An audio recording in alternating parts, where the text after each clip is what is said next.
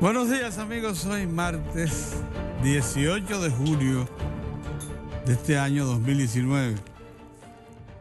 Deben sentirse muy frustrados quienes esperan ansiosamente, y así ha acontecido en los últimos años,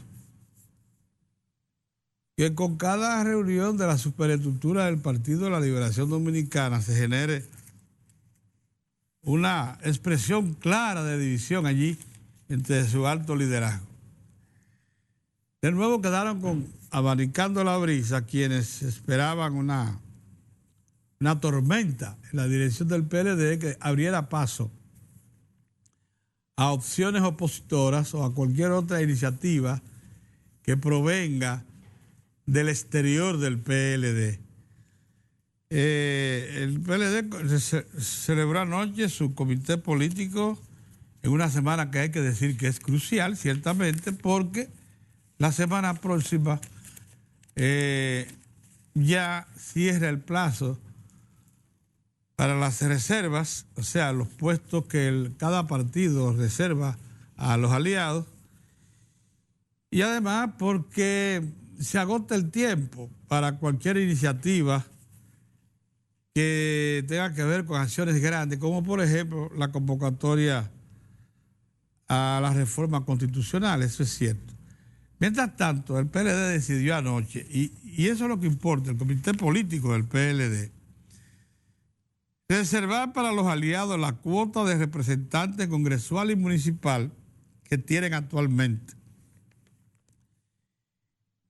Mientras que los PLDistas que aspiran a ir en la boleta tendrán que someterse a las primarias del 6 de octubre próximo. ¿Qué fue lo que se les reservó a los aliados?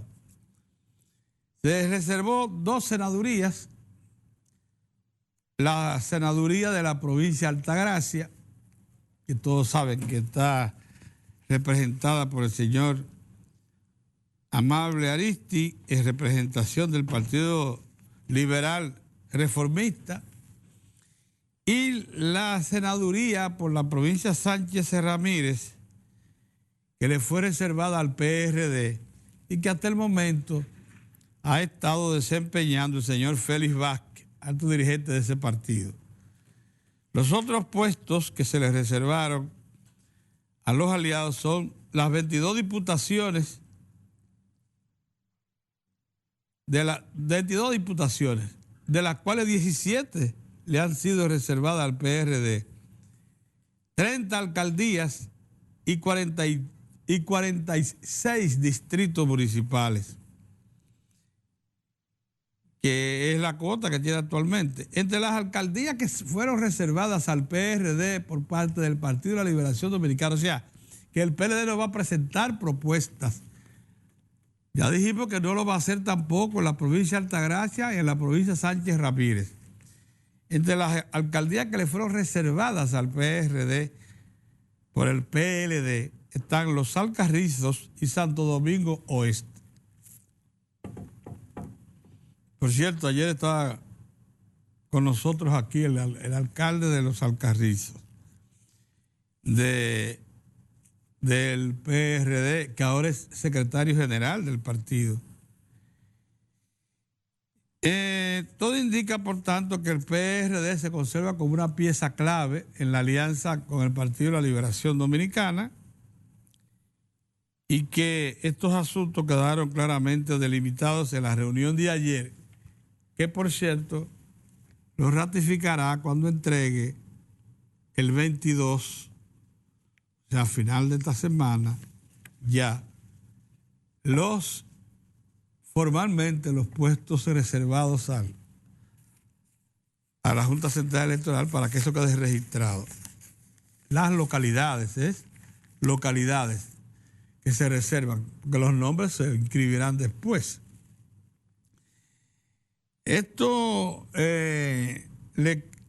también el comité político eliminó el propósito que tenía la comisión de ese partido, que había sugerido que a los representantes del PLD que fueran a la lucha interna por puestos, se inscribieran pagando una cuota, se liberó la cuota. El PLD nunca había hecho eso y entonces, por tanto, no quiso establecer esa iniciativa novísima de cobrar por inscripción. O sea, eso fue liberado. ¿Y qué les digo? El tema de la reelección no se debatió, lo dijo el secretario general del PLD, que fue quien, Reinaldo Pared Pérez, quien dio a conocer los resultados de la reunión. Y, por tanto, ese encuentro que se inició a las 7 de la noche y terminó cercana a las 10 de la noche, allí asistieron 28 de los 34 miembros del comité político, terminó por frustrar las esperanzas de muchos de que de allí surgiera una confrontación tal que planteara una clara división del Partido de la Liberación Dominicana. Esa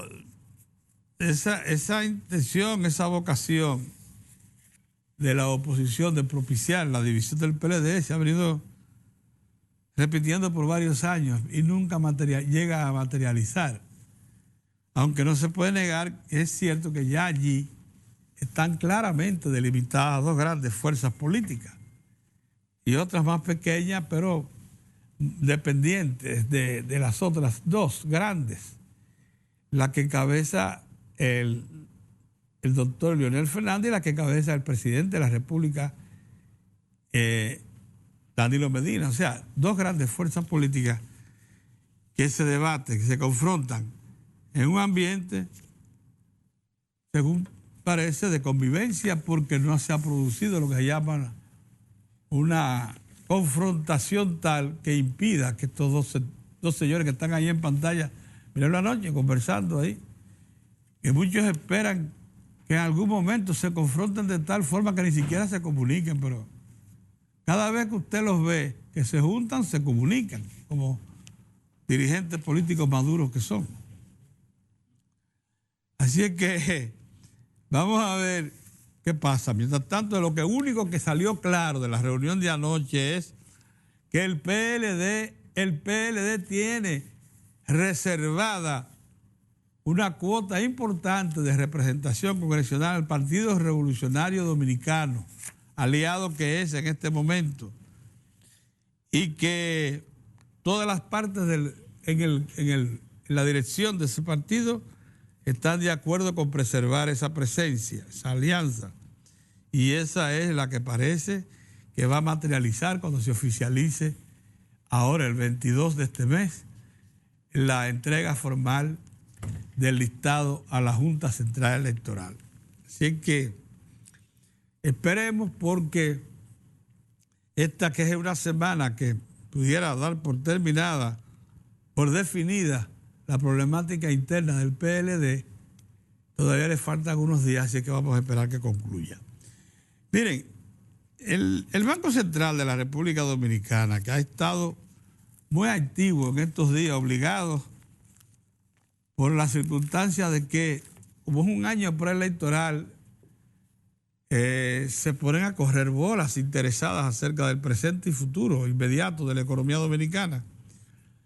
Y como casi todas esas referencias tienen que ver con los sistemas cambiarios financieros, monetarios financieros, el Banco Central tiene que mantenerse alerta todo el tiempo, para impedir que lo que es un cuadro muy auspicioso de la economía se le vaya a deteriorar únicamente por percepciones falsas, alimentadas, claro, por intereses.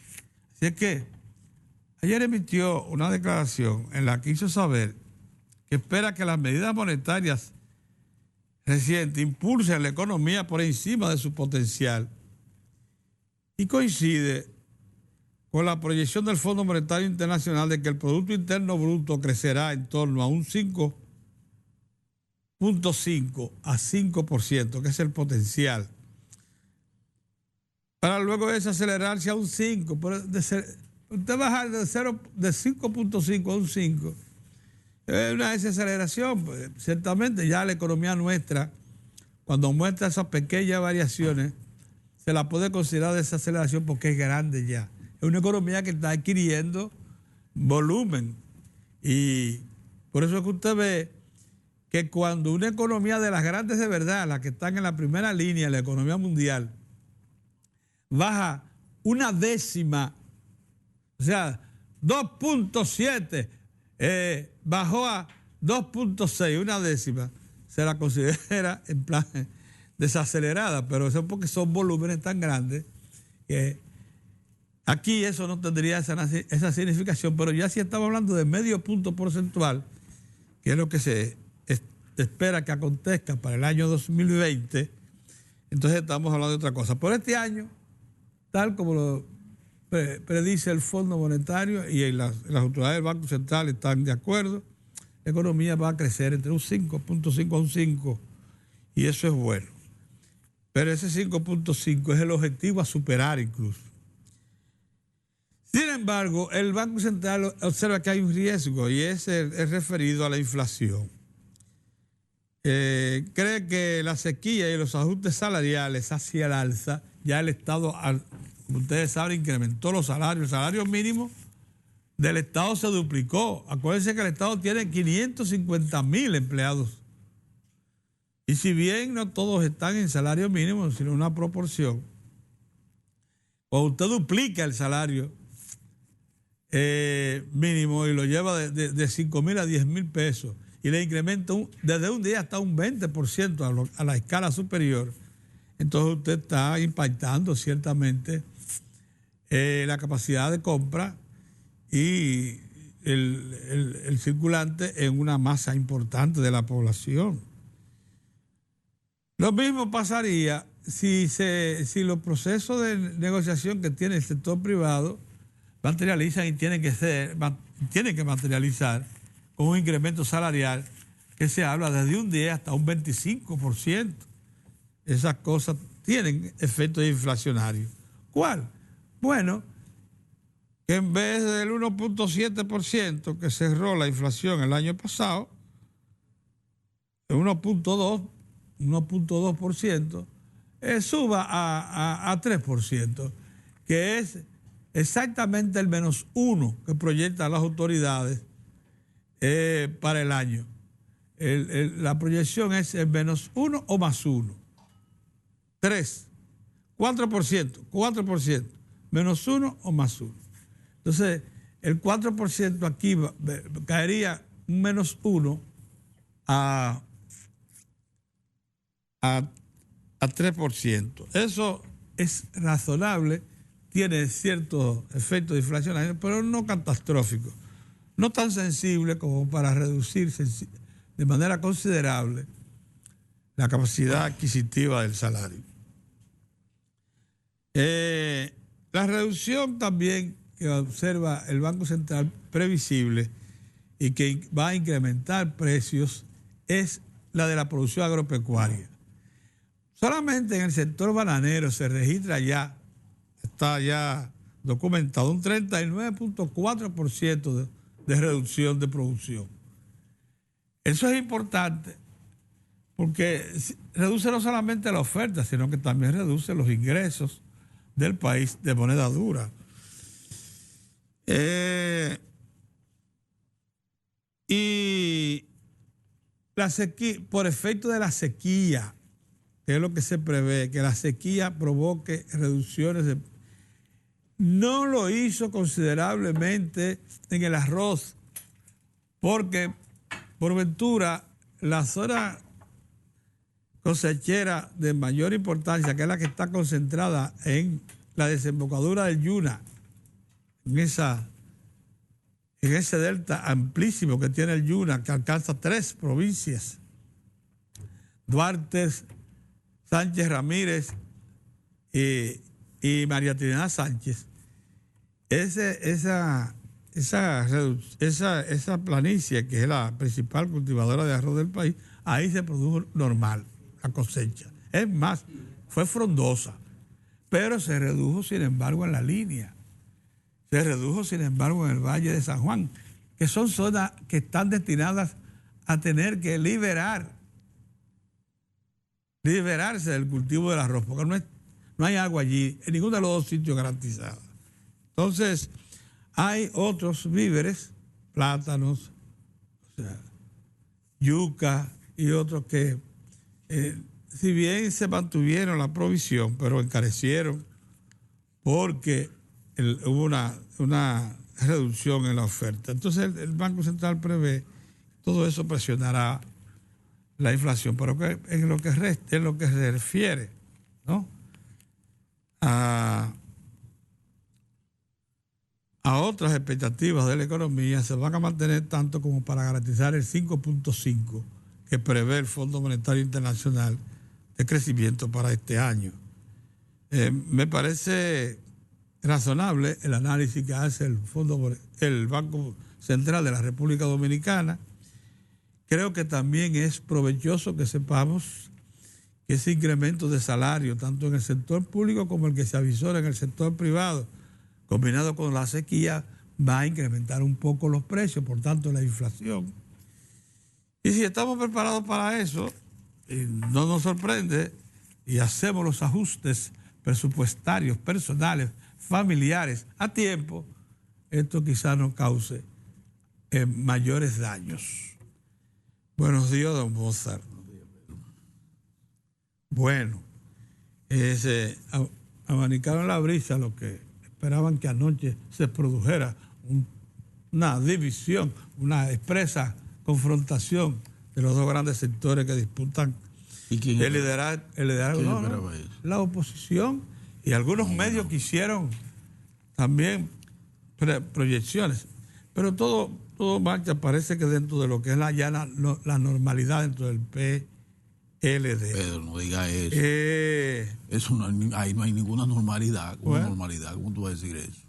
Hay una confrontación abierta. Pero digo que cada vez que proyectan esas confrontaciones con resultados. Para ayer no estaba contemplado. Lo que se adelanta. Para ayer no estaba contemplado hablar del tema, que es la reelección. Para ayer eso no estaba contemplado y punto. Incluso anoche se acordó ya lo que son las reservas. Y lo que estaba ya todo eso es lo que estaba planteado. Y yo creo que todo eso va bien. En el PLD las cosas van bien hasta ahora. Yo no creo que hasta ahora. Hasta ahora. Ese partido ya ha mantenido la unidad y la disciplina, la operación. Y va a haber una decisión. ¿Tú sabes lo que a mí realmente me satisface del PLD? Que reúne sus órganos de dirección en las fechas que dice, afronta sus temas de agenda, le da solución a los temas de agenda. Pero no le podemos decir a la gente por el momento. Pero no le podemos decir a la gente, Pedro, que las cosas están normales ahí. Eso no es normal, no. Hay una confrontación abierta, campal. Confrontación, una lucha por el poder. Que yo no sé si es necesario adelantarla. Bueno, esas son otras cosas, pero la realidad es esa. Que va a venir, La realidad es esa. Pero yo no creo que esté estos tiempos para adelantar esa lucha por el poder. Por el control del partido. No verlo así es engañarse. Entonces hay que ver las cosas como son. Hay una confrontación. Por el momento, sin embargo, eso se mantiene en ese ambiente que usted ve ahí. ¿En cuál ambiente? Ese de soluciones conjuntas, colectivas. Yo no me voy míralo, en ese ambiente. Yo no me voy a sumar a la... ese ambiente, eso es viejo, Pedro, eso ni siquiera es de ayer. No, de anoche. Eso no es ni siquiera de ayer. La doctora Margarita Cedeño no estaba ahí. El de anoche es el mismo. No, Pedro, yo no voy a... Mira, yo tengo fotos aquí que te lo revelan todo. Yo tengo fotos aquí que no, ahí no está, no, esta que yo tengo aquí. No, yo tengo esta. Pero no voy yo a ponerme a yo tengo esta eso. que está aquí. Y yo tengo esa. ¿Cuál? Esa que está Eso ahí. Es viejo Vean también. Eso es esa viejo. Esa fue anoche. Eso es viejo. No, esta fue anoche. Eso es viejo. Esa fue anoche, mira. No, hombre, no. Esa, mira, son las mismas corbatas, mismas ropas que tenían anoche. Véalo ahí. No me hagas, Pedro, enseñarte. No me hables de fotos. Háblame de hechos. Pero eso es una foto de contento. ¿Y cuáles son los hechos? Míralo ahí. Según tú, ¿cuáles son los hechos? Lo que se discutió la agenda prevista y se resolvió la agenda prevista. ¿Pero cuáles son los hechos? Ese era el planteamiento del sector de Leonel.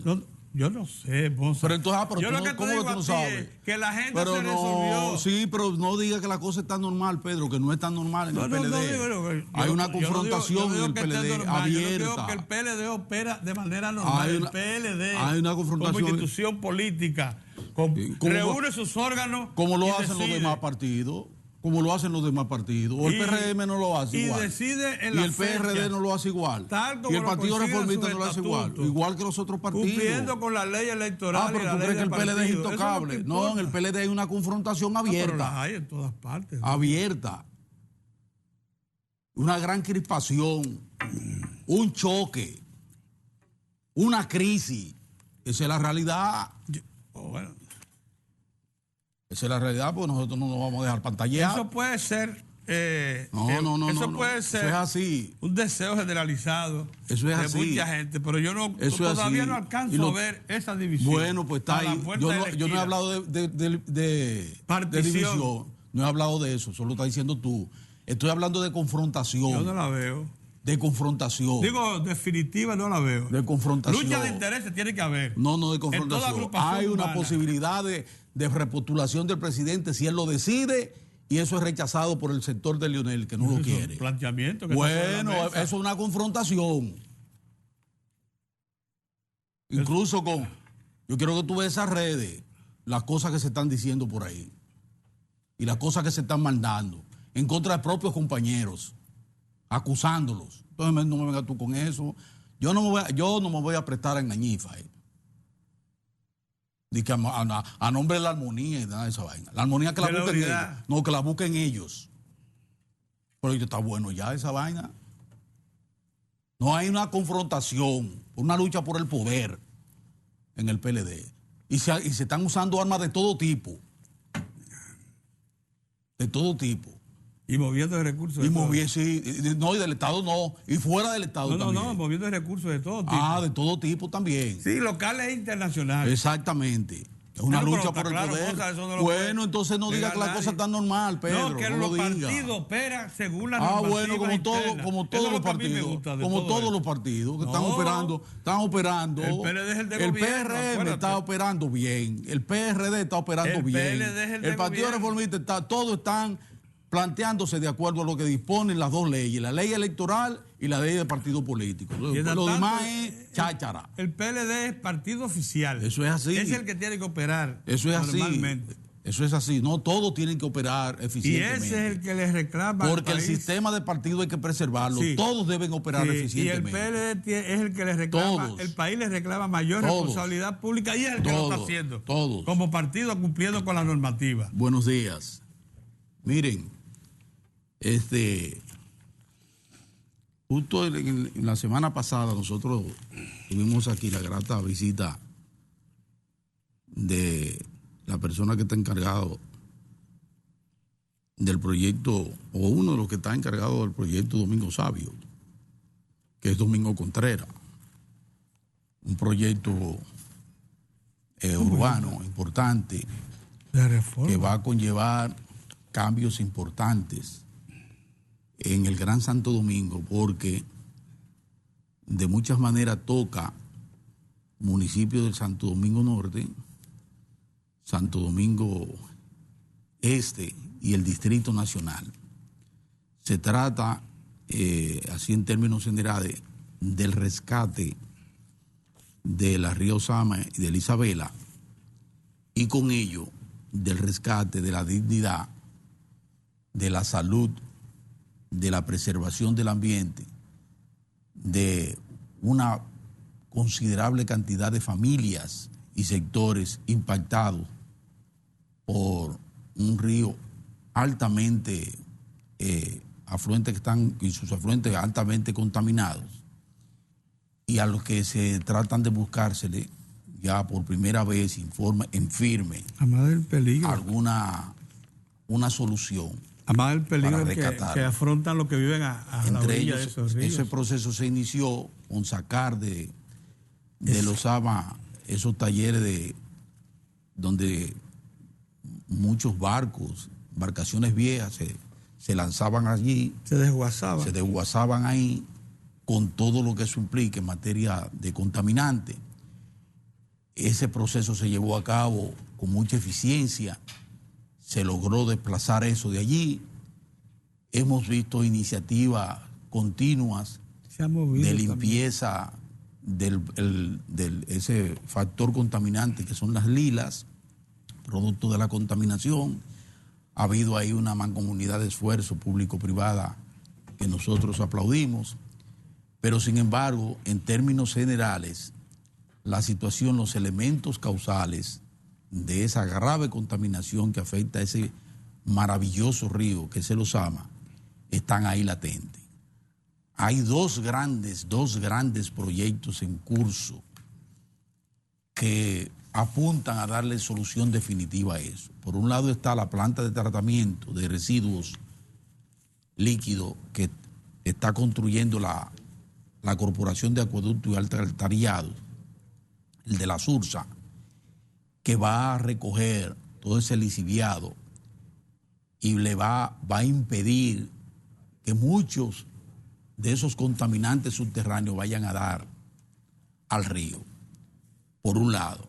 Y por otro lado, va a permitir al mismo tiempo el aprovechamiento de desechos en esa área para convertirlo en material importante, orgánico. Espérate, Moza, déjame aclararte. Los lixiviados van a hacer una segunda fase.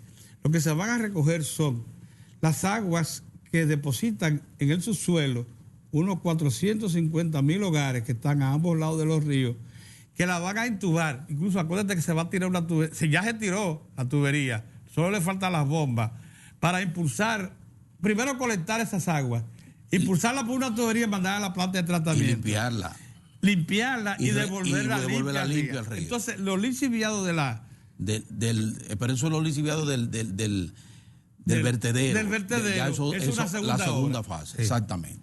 O sea, ese es un proyecto que está en curso, que es muy importante, de gran relevancia para acometer. Adiós, pero imagínate. El proyecto de rescate de Osama para los dos ríos y el Isabela. Pero por otro lado está el desplazamiento masivo y el reacondicionamiento urbano a ambos lados del río, de gente que está instalada allí, decenas, centenares de familias instaladas allí, con todo lo que eso implica. Entonces de lo que se trata es precisamente, por eso lo hablaba de la dignidad, de rescatar el mismo eso, cauce del río, diablos. Presentar un gran proyecto que va a conllevar calles, aceras, contenes, movilización de personas, escuelas, limpieza permanente, poder tener acceso, por ejemplo, para los camiones recolectores que puedan penetrar en la zona sin mayores dificultades a recoger los desechos, y eso concomitantemente con un proceso que es tan importante como esta inversión en infraestructura, que es la de hacer conciencia en la población que se va a quedar allí, a la que se va a quedar allí, para que entiendan de una vez y por todas que deben cambiar la conducta, que deben ver al río como un elemento aliado, que puede ser altamente aprovechable por ellos mismos y que tiene un gran potencial para nosotros, para todos los que vivimos en el Gran Santo Domingo y para el país, porque incluso en materia turística, para el turismo interno, para la recreación de la familia toda, para la fauna, limpiar el Osama y el Isabel y poder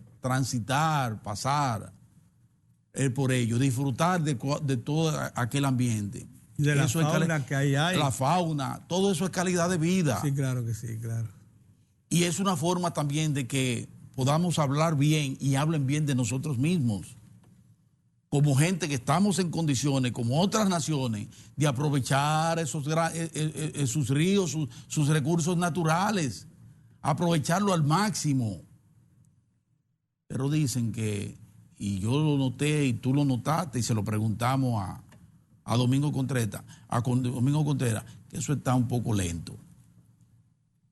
Es un poquito como lo que le pasa al teleférico en su segunda fase, está lento el proceso allí.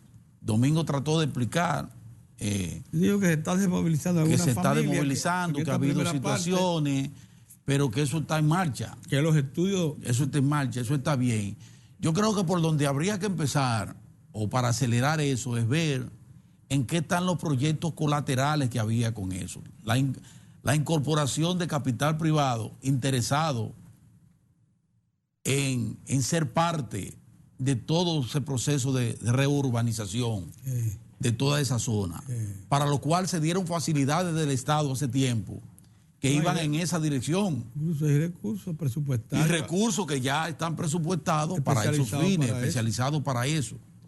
Miren, ahí hay una foto en el periódico El Caribe, no sé si la tendrá el director por ahí, donde ahí está el plástico al pecho. Ay. Otra vez, sí. El malecón inundado. Sí, pero ya en la playita. Mira cómo está el plástico. En la playita, sí.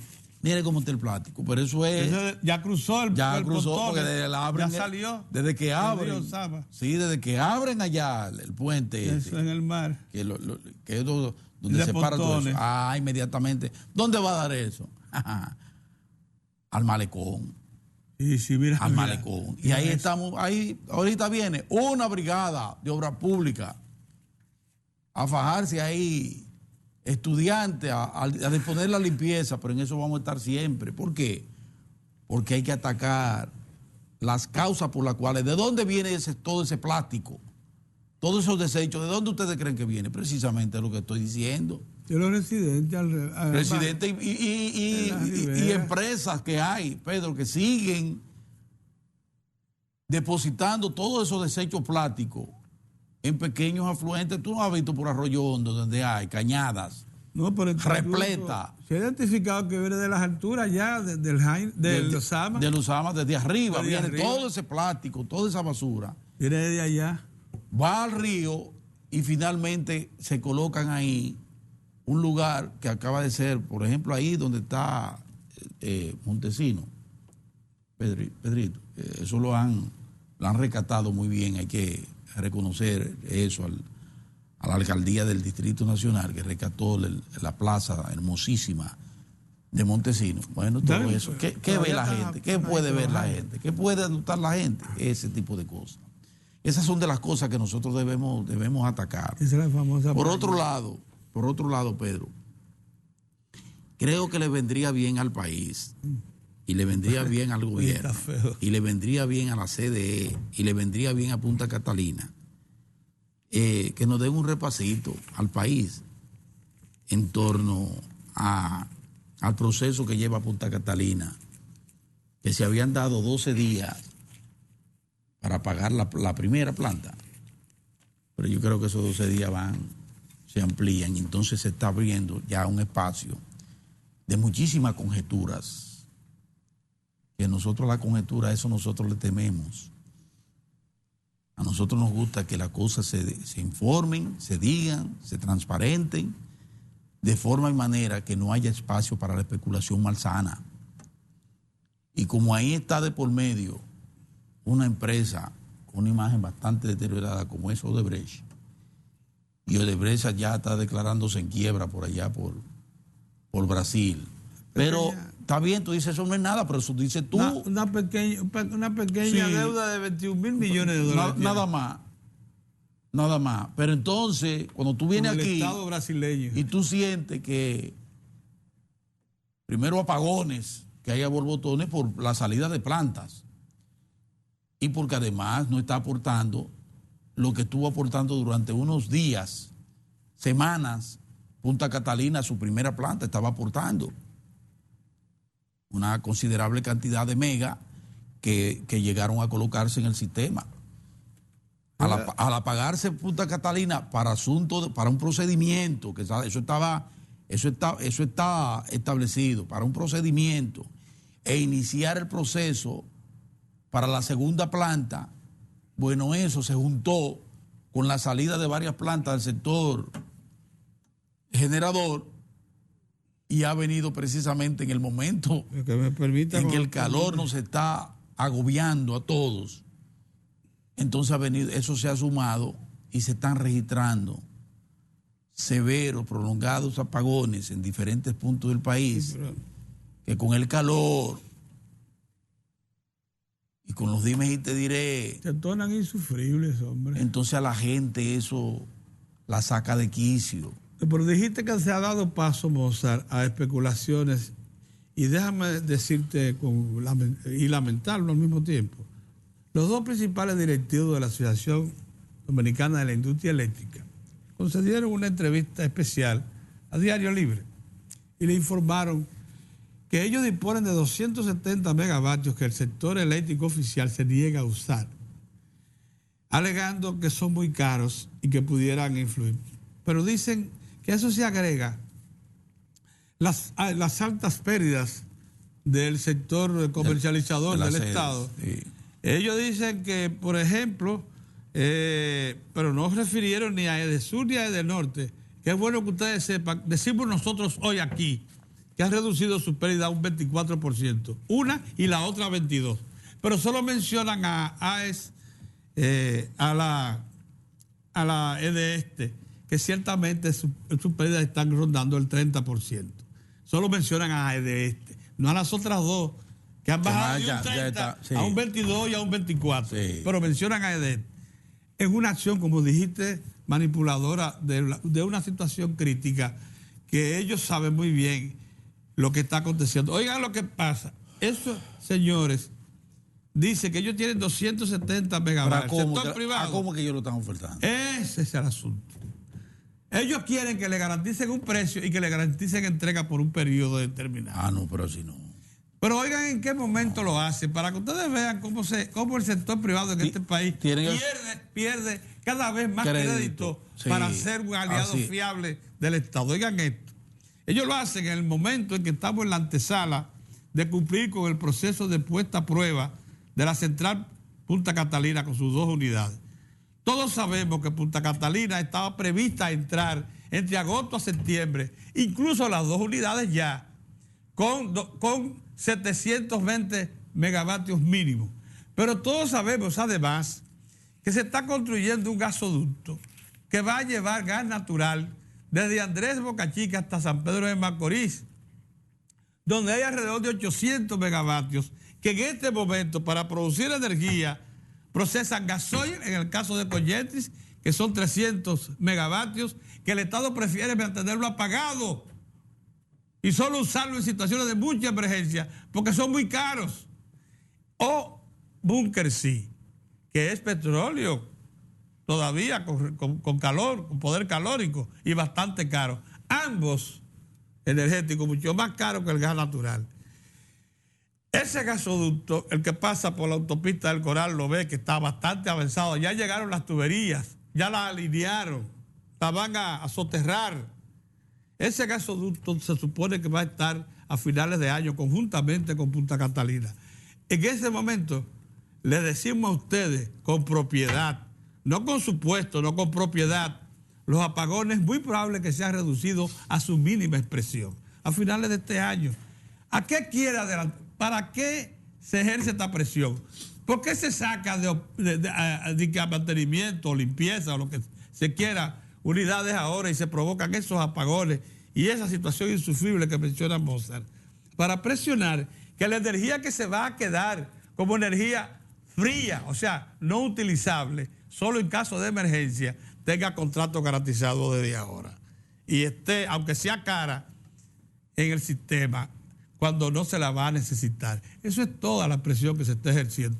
Así no, porque se están aprovechando y agravando una situación que todos sabemos que es característica de la época, porque en esta época el calor se incrementa. Terrible. Porque en esta época los efectos de la sequía se sienten en los embalses y la reducción hidroeléctrica de la producción hidroeléctrica es considerable.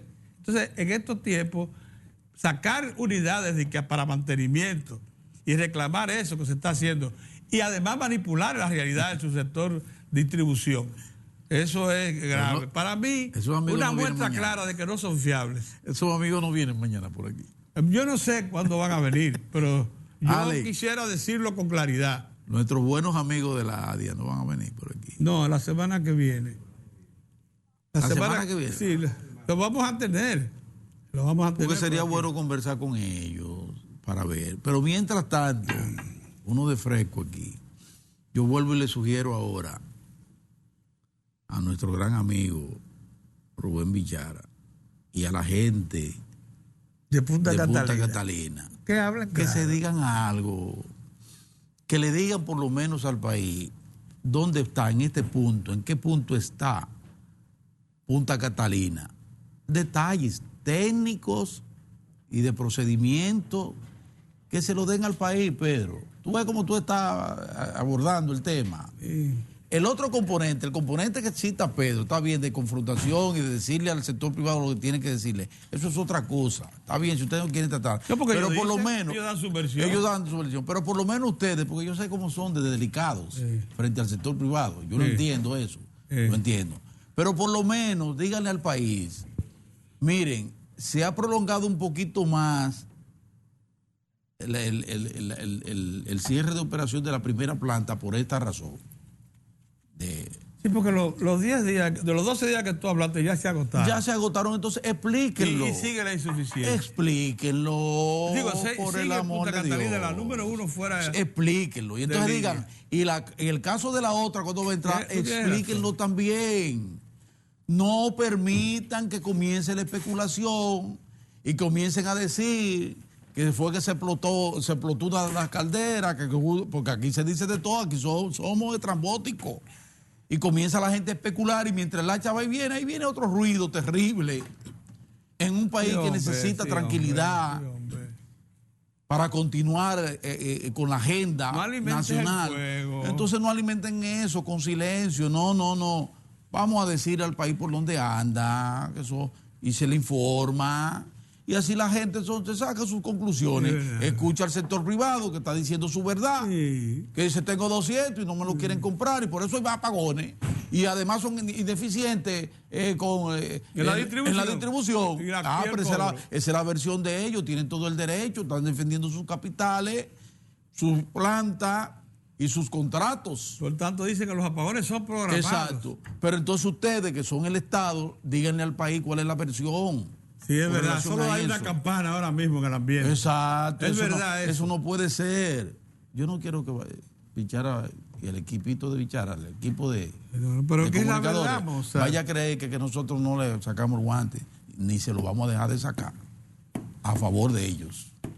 Porque todo lo que estamos diciendo nosotros debe estar diciendo ellos y el equipo. Sí, claro. Están haciendo su trabajo. Sí, por lo que se refiere a la realización de obras. Los técnicos. Sí. No, están fajados. Lo que no hay es información. Construir Punta Catalina ha sido una proeza. Una proeza. Y de las autoridades y en particular de las altas autoridades de la CDE. Sí, señor. Se han fajado. Esa es la verdad. Y Punta Catalina es la que tiene que ver en gran medida, aunque la decisión tiene otra intervención importante, que es Barrigol, con el famoso gasoducto. Sí, pero mientras vuelve y fluye la energía hay parte de eso en Punta Catalina. Mientras vuelve a fluir la energía de la planta número 1, la que entró, y llega a la otra, que fluya la información. Mientras tanto, además, ¿en qué momento está para entrar definitivamente? ¿En qué momento está? La planta número 1. Informen, que eso es importante. Sí, claro que informen. Buenos días. Buenos días, don Oriol. Buenos días, saludos. Ya se calmaron ustedes, estaba escuchándolo y pensé, déjame ir huyendo porque parece que hay problemas, puede llegar la sangre al río. No conoce el grado de... Esa es el proceder de nosotros. Nosotros no. En apariencia. Cuando Pedrito, porque Pedrito a veces él no quiere decir algo, entonces me pone a mí y él provocándome. Me provoca para que yo diga 3 cosas. Yo las digo porque imagínate tú. Bueno. Ya a esta edad. Saludos amigos, saludos. Gracias por estar con nosotros en su programa Diario de 4. Sería un buen regalo si Héctor Tineo viene para nosotros. ¿Bien? Un buen regalo. Si Héctor Tineo se anima a venir, si ya su estado... Tineo tiene un sabático. Él volverá. ¿Cuándo? En agosto. Porque él está en unos procesos de... Tú sabes que él es abogado también. Sí. Pero abogado de los tribunales de la República. De los tribunales, entonces está buscando el peso, porque es así. Sí. Eso lo tiene ocupado. Y en las audiencias hay que estar temprano. Te cantan un fallo. Para que lo sepa. Bien. Miren, señores, el gobierno, bueno, me dicen a mí, ayer estaba yo con José Manuel, los plazos fatales de la Junta Central Electoral. Y esto, iba a ser dentro de 30 días, que hace esto y dentro de 30 días, lo cual es verdad, y yo me imagino que en las secretarías de los partidos políticos está muy claro, que no se le pase. Sí. Los plazos fatales también son de la economía. También. Sí. Eso vuelve a aclarar. Entonces estamos en el... que ya estamos a tanto. Estamos en el segundo semestre, ya falta tanto para las elecciones. Sí. Pero estamos en el segundo semestre de la economía. El primer semestre, todavía el trimestre último del primer semestre, las autoridades no lo han referido, el desempeño. Ya lo tienen, pero ya lo tienen. Okay. Están revisando las cifras normales. Ya está. Y yo quiero llamar la atención porque el gobierno va a ir y el presidente va a ir donde vaya su gobierno. Como todo en la vida. Yo estaba con el colaborador mío, el chofer, que ya estrenó su casa. En este país, él tiene una casa nueva y solamente va a pagar 5,000 y pico de pesos. Y está más contento, Gloria, por 20 años, está 5,000 y pico de pesos, que la disfrute. Bueno. Y está contentísimo, y de eso estábamos hablando.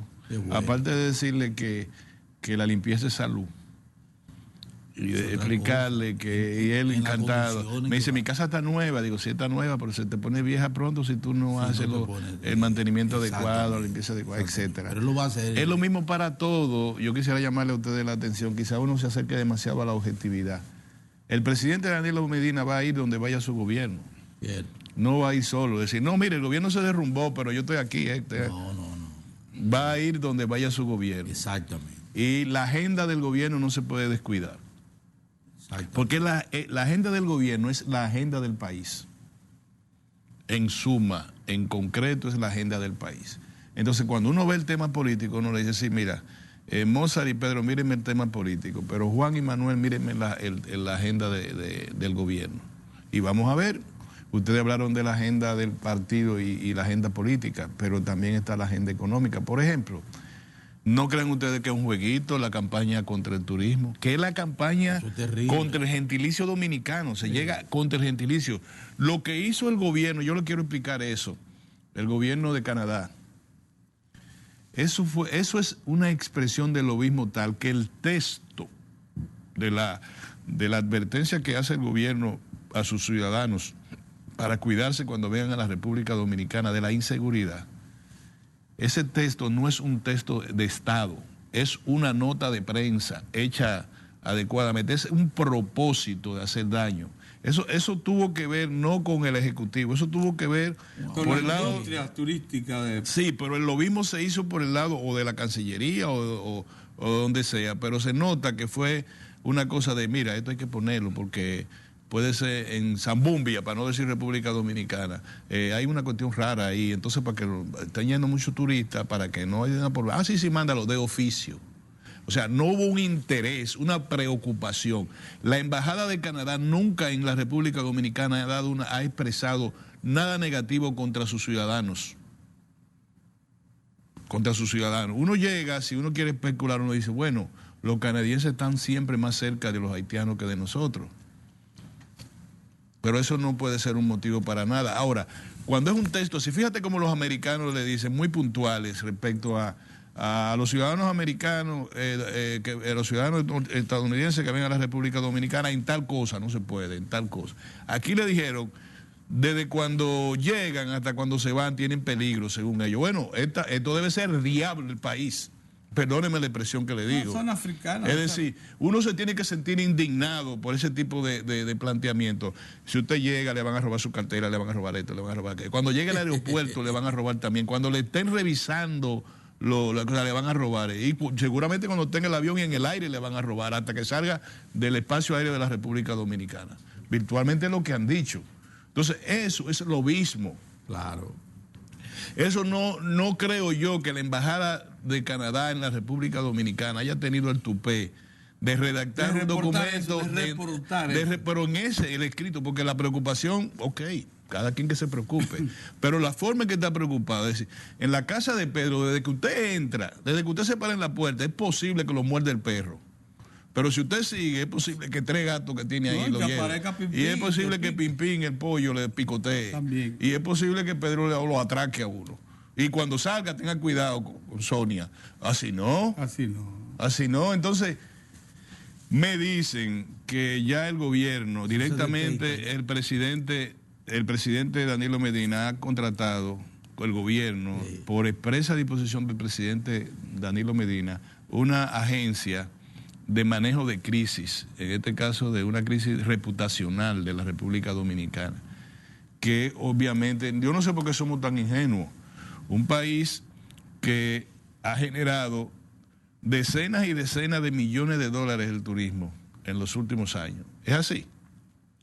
Decenas y decenas. Miles de millones de dólares. Ok, perdóname, miles de millones de dólares, más de 30.000 millones en los últimos años. Sí, así es. ¿Ustedes creen que se va a quedar así? Ustedes no saben qué es una industria que hay en el mundo. Ustedes no saben lo que son los turoperadores, lo que son las grandes cadenas, lo que son los estados, los países, cuando ven que una industria importante, México, todo el Caribe, Sudamérica también. Suramérica. Lo como competencia ya. Y ya hasta los cubanos lo ven como competencia. Los cubanos no ven como competencia también. Y también, no crea. Claro. Se está convirtiendo en su principal ingreso. Y se está convirtiendo en su principal ingreso.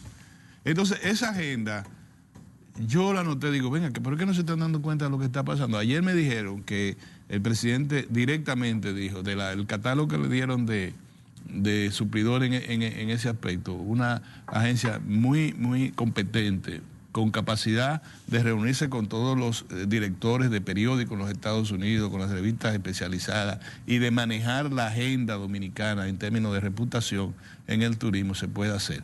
También hay que involucrar a los cónsules, a los embajadores en algunos casos, cónsules que hablen bien, no tigres, cónsules que hablen bien, y gente que hablen bien del país, que tengan la capacidad para presentar el perfil real de la República Dominicana. Y ese es un punto que a mí me parece importante, que el gobierno no debe soslayar, y me dicen que el presidente lo asumió en términos personales. Eso es muy importante. Lo otro de la economía, y a propósito de la entretenida conversación que ustedes mantuvieron hace un rato, yo quiero nada más darle un dato que quizás sea prudente señalar. La división del PLD, el dato que voy a dar es para plantear, la división del PLD no puede estar en la agenda ni de Danilo ni de Leonel, para que lo entiendan. Ese es mi planteamiento. Yo le voy a decir por qué. No tienen, porque la gente dice, ay, que no, ay, hombre, esa pareja, que no, ay, hombre, no es eso. Si se rompe, se rompió, ¿qué vamos a hacer? Lo que pasa es que eso tiene una consecuencia. Y un matrimonio que esté en buena y que el rompimiento signifique que las dos partes van a quedar en mala, que la repartición de los bienes, a dividir la propiedad, hace pensar que ninguno de los dos va a estar bien. Sí, pero oye eso. Lo que se hace es que se llega al nivel de discusión. Y oigan bien, hay una figura en el matrimonio que se llama separación de cuerpos, que quiere decir, el juez certifica que viven en la misma habitación, pero que viven en el mismo hogar, pero en habitaciones separadas. Exacto. Es decir, eso se llama en política la unidad en la diversidad, en lo que resuelve. Si el conflicto es mayor, vamos caminando hacia resolver ese conflicto, pero no nos salimos de la casa. Porque los matrimonios en buena no se dividen, es una máxima. El amor, Pedro, y el interés se parecen tanto que tú no sabes a veces cuál es uno y cuál es el otro. ¿O no? El amor y el interés tienen un parecido grande. Uno es más malicioso que el otro, uno sufre más, el otro sale más de los temas, que es el interés, pero ellos se fueron al campo un día y ganó el interés. Si va a ganar el interés, gana el interés del país. ¿Qué pasa si en vez de como yo digo, la figura de la separación de cuerpo, que no quiere decir la división ni el divorcio, se produce el divorcio? Bueno, ¿qué? Eso era lo que iba a pasar. Bueno, está bien, ¿qué vamos a hacer nosotros tres? ¿Qué podemos nosotros tres hacer? Yo hice el primer planteamiento. El presidente es lo que es el gobierno. Por eso, si a mí me tocara hablar hoy con el presidente, yo le dije al presidente, divida la agenda en dos. La agenda del gobierno no la vamos a descuidar. Le diría yo, si estuviéramos ahí. Y el presidente no parece que está descuidando su agenda del gobierno. No. Solo veo el tema del turismo y ya anoche me dijeron que estaban trabajando en eso.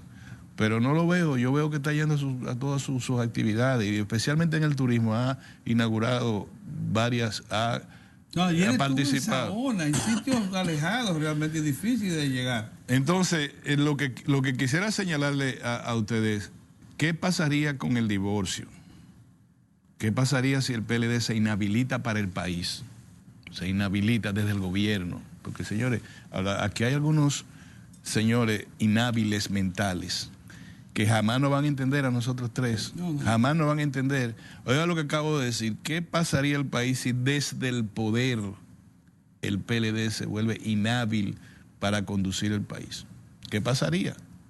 Yo no sé si esa pregunta es muy estrambótica o está mal. ¿Qué pasaría? ¿Qué pasaría? Es lo que yo quiero preguntar. Entonces, segundo, ustedes, cuando estemos 99 años después frente al pelotón de fusilamiento, no estaremos en justicia a decir que el PLD y Balaguer, o Balaguer y el PLD, transformaron el país. No lo vamos a decir ahora, no es posible decirlo ahora, pero 99 años después habrá que reconocerle en la historia que ese partido es el partido que modernizó la vida dominicana. Como el sustento de la base material de desarrollo de la vida dominicana fueron las presas de Balaguer, fueron las principales obras viales en momentos de primitivismo económico del país, los sistemas de riego y una obra intangible que fueron las leyes agrarias. Si no se hubiese en ese momento históricamente determinado, no se hubiera producido las leyes agrarias, incluyendo la ley de cuota aparte. Abierto el país a la minería, a las zonas francas. Espérate, exacto. Sí. Pero si no se da eso, ¿cómo le llaman el latifundio? Hubiese provocado ineludiblemente un conflicto agrícola en el país similar, guardando la distancia a lo que se ha producido en México. Y en Centroamérica, Guatemala y hasta en Brasil. Guatemala, El Salvador. Conflicto. El Salvador en manos de 10 familias. Eso se entiende. Entonces, la historia lo reconoce hoy, como le decimos, los presos políticos, las muertes de gente por razones políticas, los asesinatos políticos, la que sé yo cuánto. Así también le decimos la parte buena del presidente Balaguer.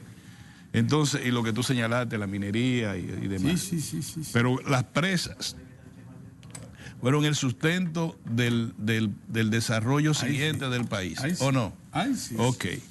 Nos convertimos en el mayor reservorio de agua de toda Centroamérica. Para que lo sepas. En proporción al territorio, para decirlo, porque hay algunas presas compitiendo con lo que más almacenan agua de América. Entonces, por tamaño de territorio. El primer oleaje de la reforma de justicia, todo para no comenzar a decir cosas. Uno hizo el metro, el otro hizo el teleférico. Uno se fue hizo la carretera que va al este, otro está construyendo la carretera que va al otro polo turístico. Es así. Otro hizo toda la carretera del sur. El sur se comunica hoy. Yo quiero que ustedes me digan si no es así. ¿Dónde tú quieres ir al sur? Que tú vas a ir en tu buena jipeta o en tu carro o puedes ir en un motor. Que va a ir por Tavia al lugar más recóndito del sur. Es que por Tavia, así que decían los capitaleños, por asfalto. Por asfalto te va a ir. Entonces, eso tiene un valor. Adiós. ¿Cómo es que dice la tarjeta de crédito? Eso no tiene precio desde el punto de vista de la historia. Porque vamos avanzando, porque esta generación conoció algo, porque ¿qué éramos nosotros cuando estábamos? No ustedes, los abuelos míos se ponían zapatos para ir a misa y para ir al Padre Villini en el campo, en los campos, ¿o no? Sí, miento. Sí, no. ¿Cuántas familias eran?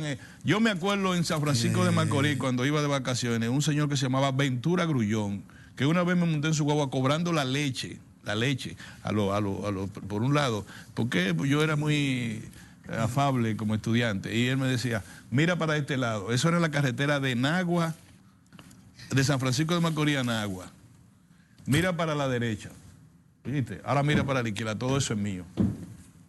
Y la guagua corriendo. Entonces, cuando nosotros íbamos de vacaciones de la capital a La Vega, la Cheita, 53, 54, cuando venía un carro de allá para acá, la Cheita se hacía a un lado para darle espacio al que venía.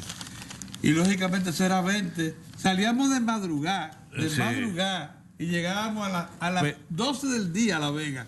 Todo eso lo quiero decir. Esta generación de dominicanos y de dominicanas se monta en un metro, como si estuviese en Caracas, como si estuviese en Sao Paulo, como si estuviese en la Florida, que es cortísimo el metro de la Florida, o en Puerto Rico, que es más corto todavía, o en Panamá, que es corto también. Todos después de nosotros, una parte de ellos después de nosotros. Usted en Guachupita va a una estación y se monta en un elevado que tú no lo has hecho en Manhattan, cruzando de un lado a otro en la isla de Manhattan. Tú no lo has hecho. Pues vete a Guachupita y tú lo vas a hacer. Vete a los Guandules y tú lo vas a hacer. Y no somos una nación que está siquiera a la puerta del desarrollo. Entonces, cuando yo le digo eso, le digo, bueno, señores, hagan lo que ustedes quieran, miren a ver lo que ustedes van a hacer. Pero lo que le quiero señalar y el ejemplo que quiero poner es el siguiente. La gran crisis económica de la República Dominicana al comienzo del siglo XXI fue la de 2002 al 2004, no la del 2008. Porque en la crisis mundial, la crisis que se destapó con la crisis inmobiliaria en los Estados Unidos, que se convirtió en crisis económica mundial, global, no llevó a la República Dominicana al estado de recesión su economía. ¿O sí? Desde el 2004 hasta nuestros días, la economía dominicana nunca ha estado en estado de recesión, es decir, en estado de crecimiento negativo. No, nunca. Ni en la gran crisis del 2008, Pedro. Ni en default, nunca. No. Si tú estás con una economía en crecimiento negativo, no va a pagar nada, Pedro, porque ¿dónde va a conseguirlo para pagar? Entonces, la gran crisis fue la crisis bancaria, la crisis del presupuesto, la crisis global, donde la economía tuvo un crecimiento negativo de -2, ¿te acuerdas? Bueno, lo que le quiero decir es eso. A partir de ahí la economía ha crecido promedio, ¿cuánto? 6.5%. ¿En promedio? Sí. Ok. Pues yo tengo para decirte que en el año 2002-2004 se produjeron 1,5 millones de ciudadanos que retornaron al estado de pobreza moderada, de clase media pobreza moderada y de pobreza moderada a pobreza extrema. ¿Es así? Allá fueron a parar. Allá fueron a parar. Te voy a decir una cosa. En esos 15 años que van de ahí, creciendo al 6.5%, todavía nosotros no hemos... Ahora que terminamos de recogerlo. Está bien, pero espérate. 1,5 millones lo recuperamos. 15 años después. Yo lo más le quiero decir, me gustaría pararme y largarme de aquí, decirle al Partido de la Liberación Dominicana y a su liderazgo, si se produce aquí un nivel de crisis, que se desate, por una razón que sea, esta es una economía muy monetarista, es una economía que está por el lado del tipo de cambio y por el lado de la inflación. ¿Es así? Esta es una economía que depende mucho del sector externo también. Y en los últimos años es una economía que ha tenido la virtud de crecer neutro, las autoridades monetarias, es decir, dejándola crecer, con el automático puesto, ¿o no? Así es, sí. Y en segundo lugar, creciendo con una expansión interna en términos de consumo y en términos de valor agregado. ¿Es o no es verdad? Y de crédito. Tenemos 10 años incrementando crédito mensualmente. Entonces yo me quiero ir para decirle a ustedes que estaban ahorita peleando. La crisis del PLD, vamos a llamarle crisis, la crisis del PLD tiene que tener una solución que no afecte al país. Y le voy a decir una cosa, lo he dicho 40 millones de veces, la reelección no es un tema fundamental para dividir al PLD. ¿Por qué? Porque es un tema político, es de su portafolio. ¿Por qué no discuten eso? ¿Cuál es el problema?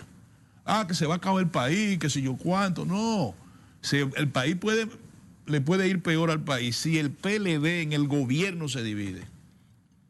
Yo le estoy diciendo, si el PLD en el gobierno se divide, hay problemas para la economía y problemas para la inversión. Fíjense solo una campaña contra el turismo como no ha llevado.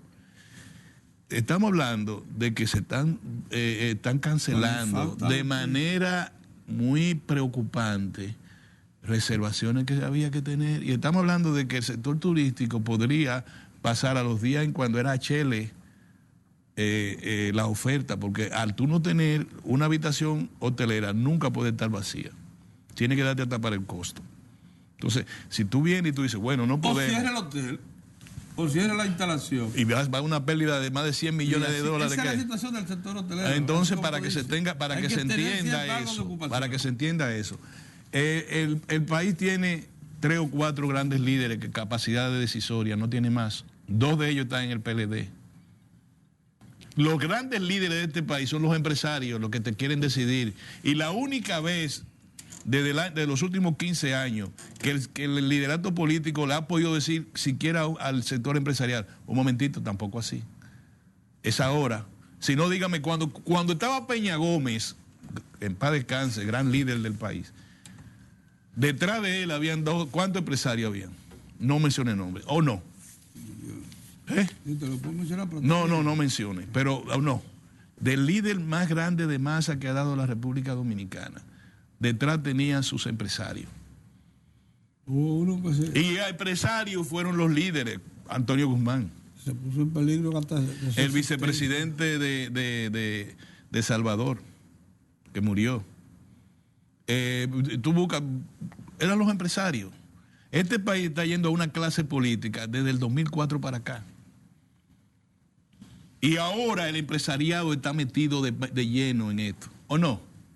En la agenda política, en la agenda, uno contra el gobierno y otro a favor, pero están ellos ahí metidos. Entonces, ¿por qué? Porque la economía hay que cuidarla.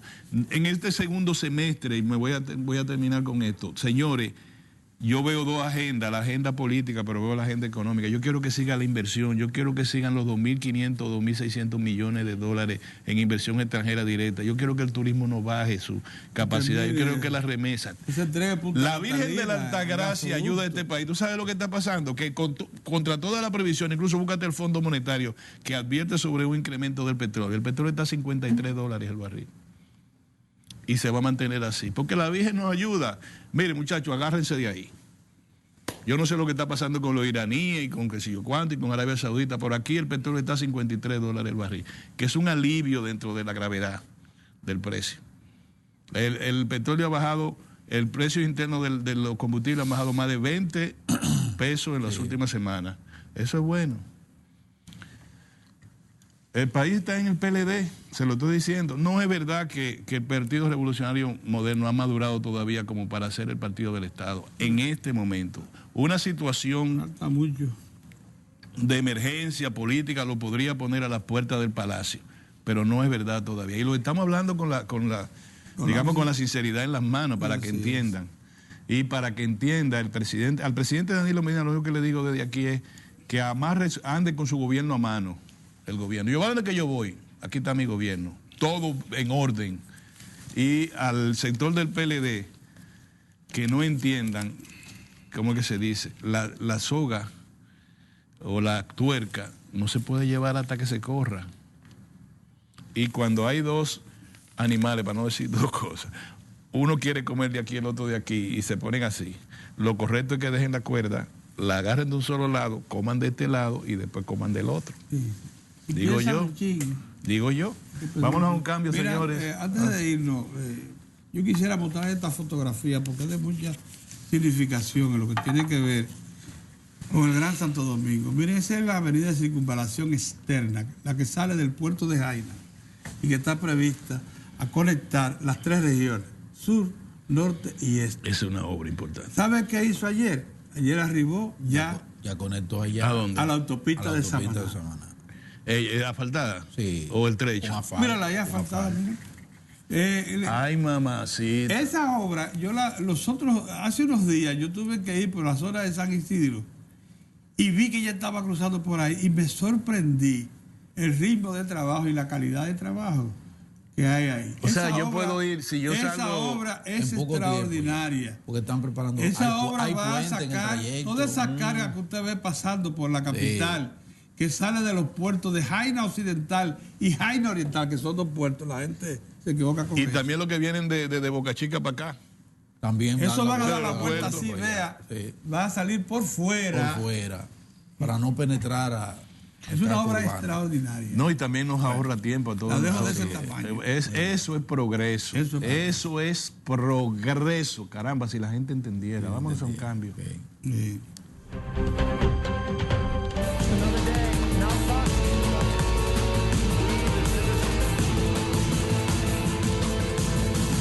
Muchas gracias por su sintonía.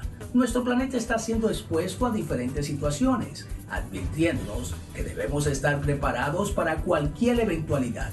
Por eso, nosotros te las presentamos en las noticias internacionales.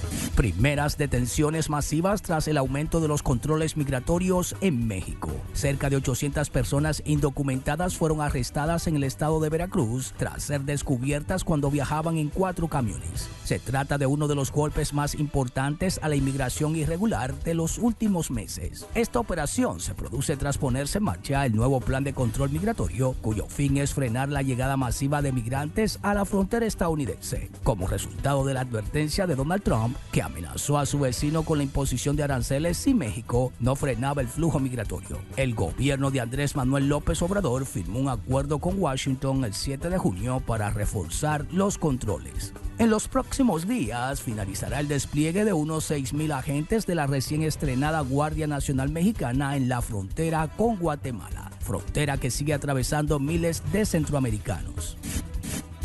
Boeing admite errores en la gestión de las 2 tragedias que implicaban aparatos de la compañía. Fueron 2 aviones 737 MAX, cuyos respectivos accidentes acabaron con la vida de 347 personas el pasado año y que supusieron que el modelo dejara de volar en casi todo el mundo. El consejero delegado de Boeing, Dennis Muilenburg, ha admitido que cometieron un error en la implementación de los sistemas de alarma y el presidente del fabricante ha ido en la misma dirección. He estado en esta industria por más de 30 años y este es el momento más difícil, pero sin duda es un momento crucial para todos nosotros. Es un tiempo para aprender, es hora de ser introspectivo y de que nos aseguremos de que accidentes como este no vuelvan a ocurrir. Boeing ha sufrido además otro revés en la apertura del Salón Aeronáutico de París, mientras que se ha visto obligado a retrasar la salida de su 777X por un problema en una pieza de los motores. Su gran rival Airbus ha presentado la nueva versión del A321 con el que espera optar a nuevas rutas para aerolíneas con aviones más pequeños. Con esta propuesta pretende robar protagonismo y clientela a su gran rival cuando este lance su nuevo NMA. España se ha unido al proyecto franco-alemán para construir un avión de combate de nueva generación. Las ministras de defensa de los 3 países han firmado el acuerdo en París, en una iniciativa que se considera clave para la defensa europea. En el proyecto participan Dassault Aviation y Airbus, y se espera que el primer avión de combate esté operativo en 2040. Para Diario de 4 en las internacionales, Giovanni Ramírez. Ahora nos vamos a una breve pausa y luego continuamos con más de Diario de 4.